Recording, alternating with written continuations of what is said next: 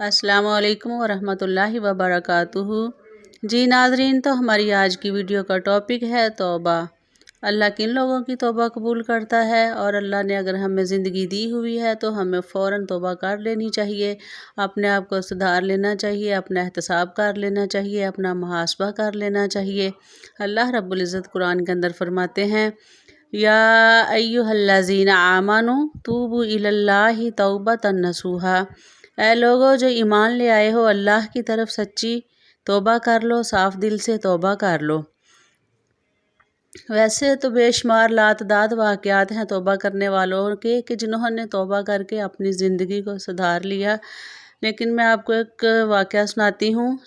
बनी इसराइल में एक आदमी गुज़रा है जिसका नाम था ज़ुल्किफ़ल, और वो आदमी इतना बुरा था कि कोई भी उसके शर से महफूज नहीं था।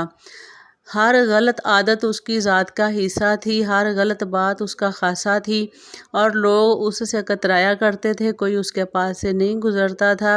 चोरी चकारी, गलतकारी, शराब, ज़िना, ये उसकी आदतें थी। मतलब गांव से बाहर उसने एक डेरा बनाया हुआ था, एक हवेली टाइप उसका घर था, तो उसका नाम ज़ुल्किफ़ल था। यानी कि बहुत बुरा आदमी था, हर बुराई उसकी ज़ात के अंदर थी। उसी गांव के अंदर उसकी एक चचाज़ाद बहन रहती थी जो कि बहुत ज़्यादा परहेज़गार थी, नेक थी। कभी किसी गैर महरम ने उसको देखा भी नहीं था, कभी उससे किसी ने बात भी नहीं की थी, लेकिन बेचारी इंतहाई गरीब औरत थी। शोहर उसका फौत हो चुका था, खाने पीने का कोई सामान घर के अंदर मैसर नहीं था, बच्चे छोटे छोटे थे, भूख प्यास के घर में डेरे थे। तो एक दिन जब हालत ऐसी हो गई कि घर में कोई चीज़ भी खाने को मौजूद ना रही, तो बच्चों ने बहुत ज़्यादा जो था वो तंग किया कि हमें खाने के लिए कुछ चाहिए। वो बेचारी ने क्या किया कि चूल्हे के ऊपर खाली देगची में पानी जो था वो रख दिया, पानी उबलता रहा। बच्चे बेचारे वो रात भी भूख से बिलखते हुए सो गए, सुबह उठे, खाने को फिर कुछ ना मिला। माँ बेचारी फिर बच्चों को झूठे दिलासे देती रही, तसल्लियाँ देती रही कि हाँ हम अभी कुछ ना कुछ मैनेज कर लेते हैं, कोई इंतज़ाम कर लेते हैं, लेकिन ऐसा कुछ भी ना हो सका। वो बेचारी मजबूर होकर बड़ी सारी चादर ओढ़ कर वो ज़ुल्किफ़ल की हवेली के बाहर गई। जाकर कहने लगी कि आप मेरे चचाज़ाद भाई भी हो, मेरे चचा के बेटे हो, तो मेरे ऊपर मुश्किल हालात गुज़र रहे हैं, मेरे बच्चे भूख और प्यास से बिलख रहे हैं, तो ऐसा करो मुझे कुछ रकम उधार दे दो, जैसे ही मेरे हालात ठीक हुए मैं अदा कर दूंगी। उसकी चूँकि नीयत ख़राब थी, वो गलत आदमी था। कहने लगा नहीं, मैं इस सूरत में रकम दूंगा, इस सूरत में आपकी हेल्प करूंगा कि मेरे साथ तुम बुराई करो। तो वो बेचारी रोने लग पड़ी, कहने लगी कि नहीं ये तो नहीं हो सकता, मेरा अल्लाह मुझे इस चीज़ की इजाज़त नहीं देता, मेरा ज़मीर भी गवारा नहीं करता। वो फिर वापस चली गई। घर जाकर देखा तो बच्चे भूख की वजह से बेहोश हो पड़े थे, और भी लोग नहीं देते थे। लोगों का ये था कि हम हर रोज़ तुम्हें देते हैं, तो अब हमारे पास भी नहीं है, हम क्या करें, रोज़ तुम्हारी तो ये आदत बन चुकी है। मतलब लोगों ने तरह तरह की बातें की, क्योंकि जब किसी का टफ़ टाइम चल रहा होता है तो फिर लोगों को मौका मिल जाता है बातें करने का। तो वो बेचारी ख़ातून जो थी वो फिर गई, मजबूर होकर, बेबस होकर, अपने बच्चों को बिलखता हुआ नहीं देख सकी, बच्चों को तड़पता हुआ नहीं देख सकी। फिर गई ज़ुल्किफ़ल के दरवाज़े पर, रोई जा रही है, कांपी जा रही है। ज़ुल्किफ़ल ने फिर वही डिमांड रख दी कि मैं तुम्हें बहुत सारा माल दूंगा, बहुत सारी चीज़ें दूंगा, लेकिन ये है कि पहले मेरे साथ बुराई करो। वो बेचारी मजबूर होकर अपनी बच्चों की भूख प्यास की वजह से अंदर चली जाती है, लेकिन डर बहुत ज़्यादा रही है, खौफ से कांपी जा रही है। तो ज़ुल्किफ़ल ने अपनी हवेली का गेट बंद कर लिया, तो कहने लगा तुम किस लिए डर रही हो, मेरी हवेली का गेट इतना मजबूत है, दीवारें बड़ी बड़ी है, इधर कोई आ नहीं सकता, कोई मेरा दरवाज़ा नहीं खटका सकता, तो तुम्हें किस चीज़ का डर है। कहने लगे ज़ुल्किफ़ल मैं लोगों से नहीं डर रही, मुझे डर अल्लाह का है।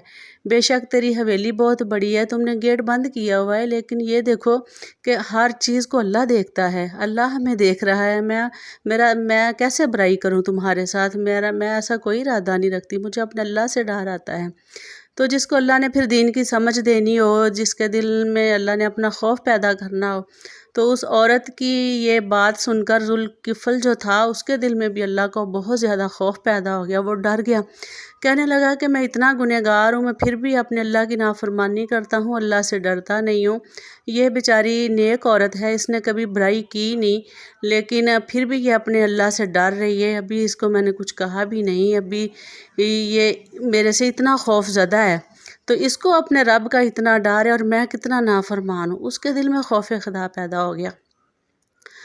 اس کو کہا کہ چلو بہن جاؤ اپنے گھر چلی جاؤ، یہ ساز و سامان لے جاؤ۔ بعد میں اپنے حویلی کا گیٹ بند کر کر اتنا رویا، اتنا اللہ سے ڈرا۔ کبھی نیکی کی ہو تو نیکی کا طریقہ ہے، کبھی معافی مانگی ہو تو معافی مانگنے کا طریقہ ہے۔ وضو کر کے مصلے پہ کھڑا ہو جاتا ہے، نیت کر لیتا ہے اللہ سے معافی مانگنے کی، اور سجدے میں روئی جا رہا ہے، اللہ کے سامنے گڑ گڑا کر توبہ کر رہا ہے، اور ایسی سچی توبہ کر رہا ہے کہ اللہ کو اس کی توبہ کرنا اتنا پسند آیا کہ اللہ نے اس کے جو سارے گناہ تھے وہ معاف کر دیے۔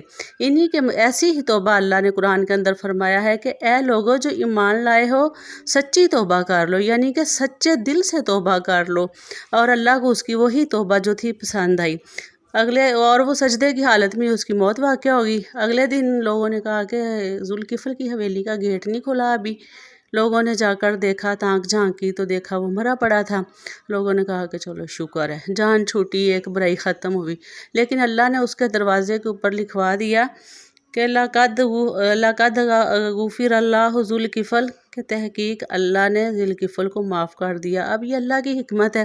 اللہ کو پتہ تھا کہ لوگوں نے اس کے مرنے کے بعد باتیں کرنی ہیں، لیکن اللہ نے اس کے حویلی کے گیٹ کے اوپر لکھا ہوا لوگوں کو دکھا دیا کہ لقد غفر اللہ ذوالکفل، تحقیق اللہ نے ذوالکفل کو معاف کر دیا۔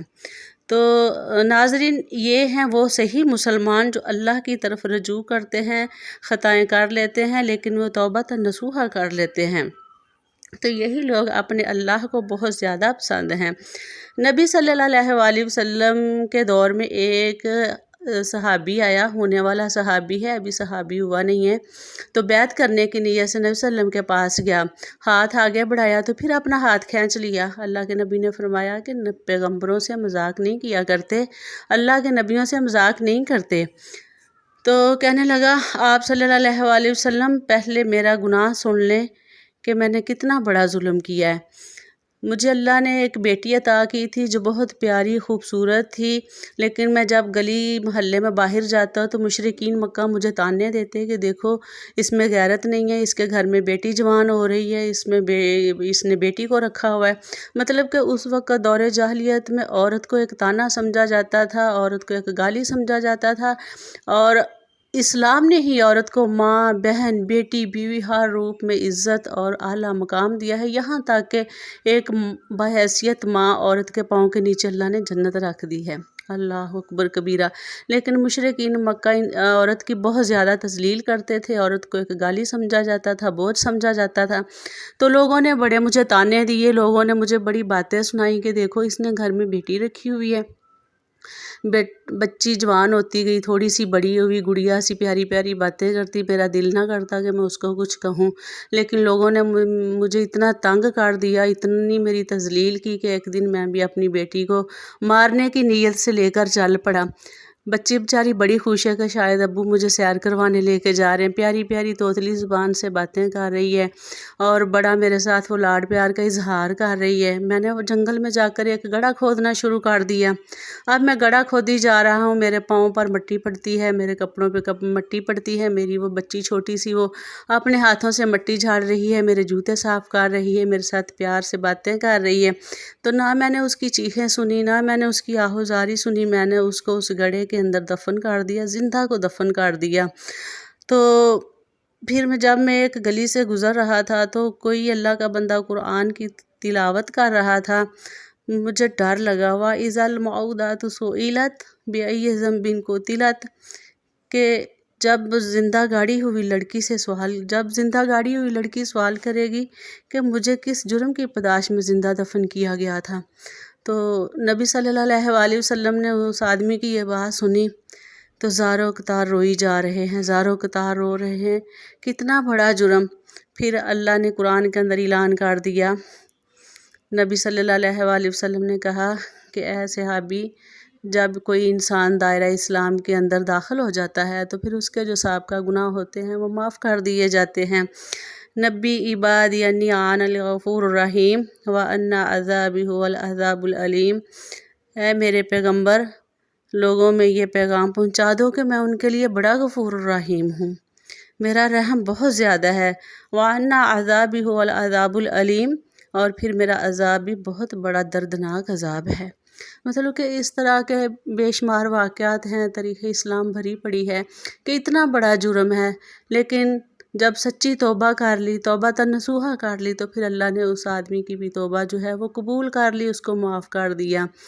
تو پیارے مسلمان بہن بھائیوں، انسان خطا کار ہے، غلطی کرنے والا ہے، ہمیں ہر وقت اپنا محاسبہ کرتے رہنا چاہیے، ہر وقت اپنے آپ کو پرکھتے رہنا چاہیے کہ کون سی برائی ہے جس میں ہم حد سے زیادہ تجاوز کر رہے ہیں۔ ہم نے اپنے اللہ کے سامنے کھڑے ہونا ہے، اللہ نے ہم سے ایک ایک چیز کا حساب لینا ہے۔